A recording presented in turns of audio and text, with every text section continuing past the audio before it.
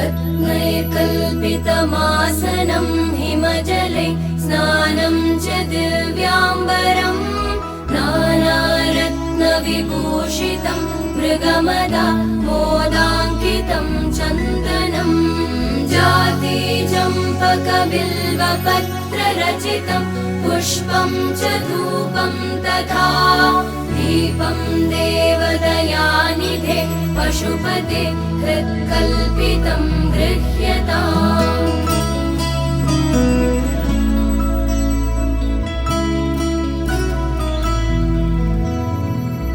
सौवर्णेन नवरत्नखण्डरचिते पात्रे घृतं पायसं भक्ष्यं पञ्चविधं पयोदधियुतं रम्भाफलं पानकं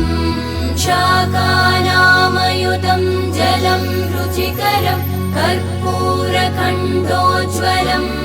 ताम्बूलं मनसा मया विरचितं भक्त्या प्रभो स्वीकुरु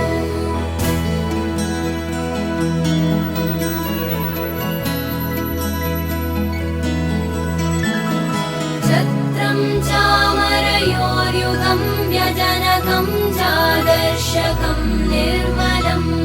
वीणाभेरिमृदङ्गकाहलकला गीतं च नृत्यं तथा साष्टाङ्गं प्रणति स्तुतिर्बहुविधा एतत् समस्तं मया सङ्कल्पेन समर्पितं तव विभो पूजां गृहाण प्रभो भाग्यलक्ष्मी कடைக்கணியே நற்கவியும் இறங்காயில் புகழே அம்பனி கீழ ஜகநாதன் மாதே உரைத்திடு நீ இறங்கா எனில் புகழேது தாயிரங்கா வீடில் செப்புகில் வாழுமோ தாயிரங்கா வீடில் செப்புகில் வாழுமோ தாயிரங்கா வீடில் செப்புகில் வாழுமோ சகல உலகு குந்தி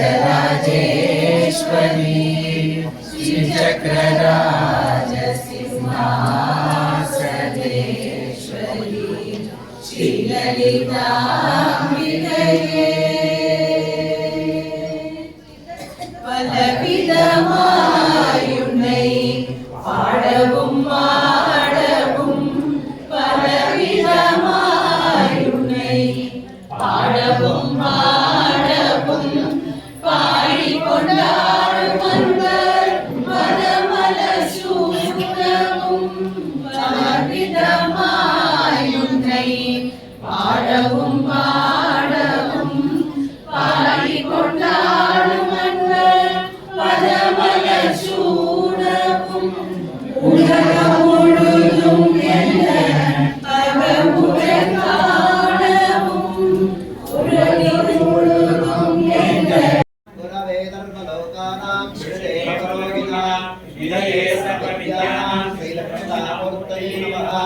ओम अस्मदे सद्गुरुचरणारविन्दाभ्यां नमः।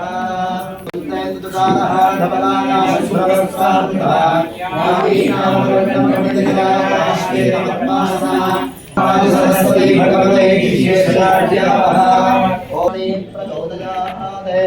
ओम श्री महासरस्वत्यै नमः।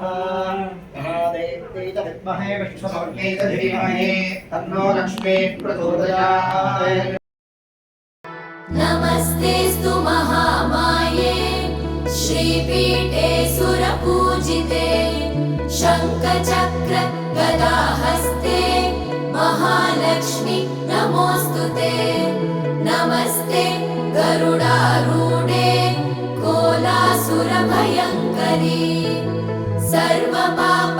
हरे देवी महालक्ष्मी नमोऽस्तुते। महादेव्यै च विद्महे विष्णुपत्नी च धीमहि तन्नो लक्ष्मी प्रचोदयात्। तस्मै पञ्चमकं होतः प्रत्यशृणोत् पञ्चहोतो भवते पञ्चहोतो हवैनामैषः सम्मानेनं पञ्चहोतकं सन्तम् पञ्चहोतेत्यागमिषते परोक्षेण बहोत्वैव पश्वादेव कदाभिकादैः बहुव्रीह्यवादे बहुमासतिलादैः बहुहिरण्यादे बहुहस्तिकादै बहुदानपूरुषादे रजवत्यै पुष्यवत्यै बहुराजस्तोषादे नमो भ्रातपदे नमो गणपतये नमः प्रमथपदये नमस्ते अस्तम्भूतराज एकदन्ताद विघ्नविनाशने संसुतादधामि आत्मनीयं समर्पयामि रक्षां धारयामि ॐ हर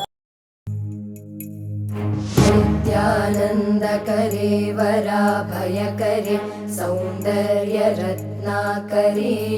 निर्दोता किल घोरपावनकरे प्रत्यक्षमाहेश्वरे प्रालेयाचलवंशपावनकरे काशीपुराधीश्वरे भिक्षां देहि कृपावलम्बनकरे मातान्नपूर्णेश्वरे